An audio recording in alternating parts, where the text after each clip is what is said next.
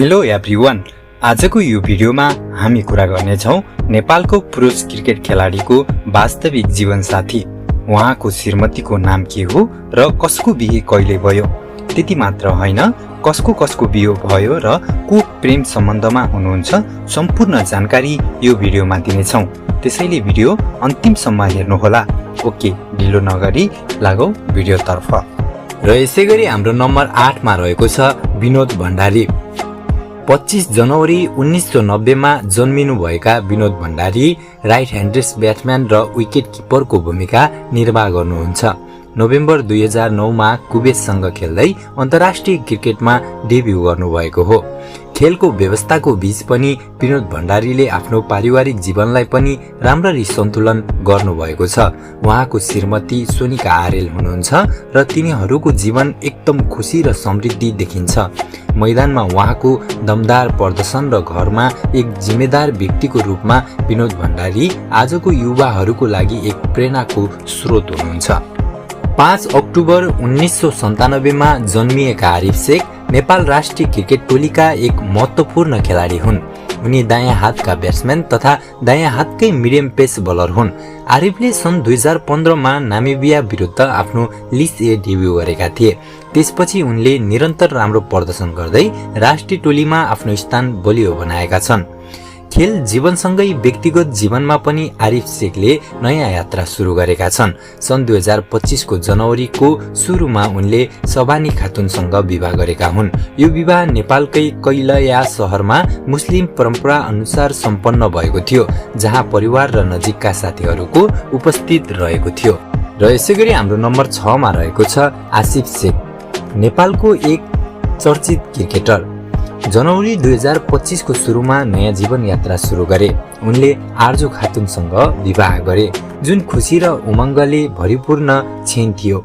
यो विवाह झन विशेष बनेको थियो किनभने आसिफ र आरिफको बिहे सँगै भएको थियो। दुई भाइहरूको विवाह एकै समयमा हुनुले परिवारमा डबल सेलिब्रेसनको जस्तो माहौल सिर्जना भयो। परिवार, साथी र समर्थकहरू सबैले यो खुशीको पललाई धेरै रमाइलो तरिकाले मनाए। र यसैगरी हाम्रो नम्बर 5 मा रहेको छ करण केसी।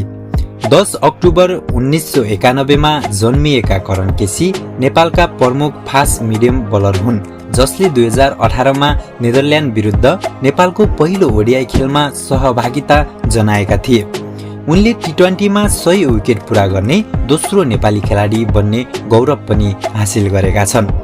क्रिकेट मैदानमा सफलतापछि अब उनले व्यक्तिगत जीवनमा पनि ठूलो कदम चालेका छन्।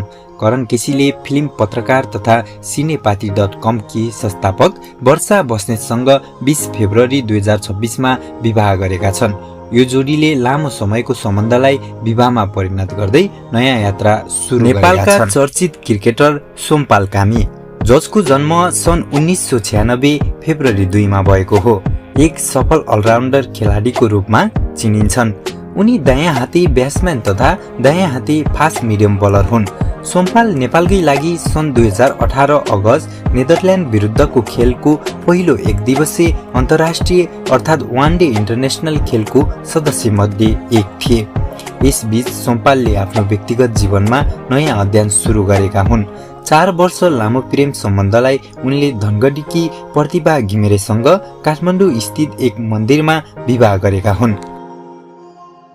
र यसैगरी हाम्रो नम्बर 2 मा रहेको छ कुशल बुर्तेल, नेपालका प्रतिभाशाली क्रिकेटर, जसले 2021 देखि अन्तर्राष्ट्रिय क्रिकेटमा आफ्नो पहिचान बनाएका छन्।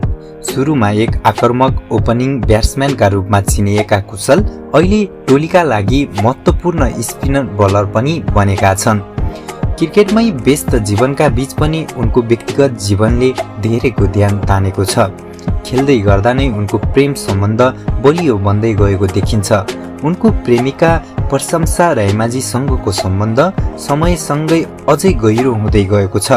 कहिलेकाहीँ हामीले उनीहरू दुवैलाई सामाजिक सञ्जाल विशेष गरी इन्स्टाग्राममा रमाइला र रोमान्टिक तस्बिरहरू सेयर गरेको पनि देख्न सक्छौँ। यी झलकहरूले उनीहरूको सम्बन्धको मिठास र आपसी समझदारी झल्काउँछ। र यसैगरी हाम्रो अन्तिम नम्बरमा रहेको छ दिपेन्द्र सिंह ऐरी। नेपालको उत्कृष्ट अलराउन्डर क्रिकेटर जसले अन्तर्राष्ट्रिय क्रिकेटमा आफ्नो छुट्टै पहिचान बनाएको छ। सन् 2018 मा नेपालको लागि पहिलो एकदिवसीय अन्तर्राष्ट्रिय ओडिआई खेल्ने टोलीमा परेका उनी अहिले टी20 टोलीका क्याप्टेन समेत रहेका छन्। क्रिकेट मैदानमा जस्तै उनको व्यक्तिगत जीवन पनि पछिल्लो समय चर्चामा रहेको छ। सामाजिक सञ्जालमा देखिएका जानकारी अनुसार सन् 2025 को अन्ततिर उनले आफ्नो प्रेम सम्बन्ध सार्वजनिक गरेका थिए। उनको प्रेमिका ईशा दिव्या कोइराला हुन्, जसलाई उनले जन्मदिनको अवसरमा पोस्ट मार्फत सार्वजनिक गरेका थिए। त्यस यता उनलाई विभिन्न तस्विरहरूमा सँगै देख्न सकिन्छ, जसले उनीहरूको सम्बन्धको चर्चा फ्यानहरूमाझ अझै बढेको छ। यसरी दिपेन्द्र सिंह ऐरी क्रिकेटसँगै आफ्नो व्यक्तिगत जीवनमा पनि सन्तुलन मिलाउँदै अघि बढिरहेका छन्। यो थियो आजको भिडियो। तपाईलाई कुन चाहिँ खेलाडीको जोडी सबैभन्दा बेस्ट लाग्यो कमेन्टमा लेख्न पनि नबिर्सिनुहोला।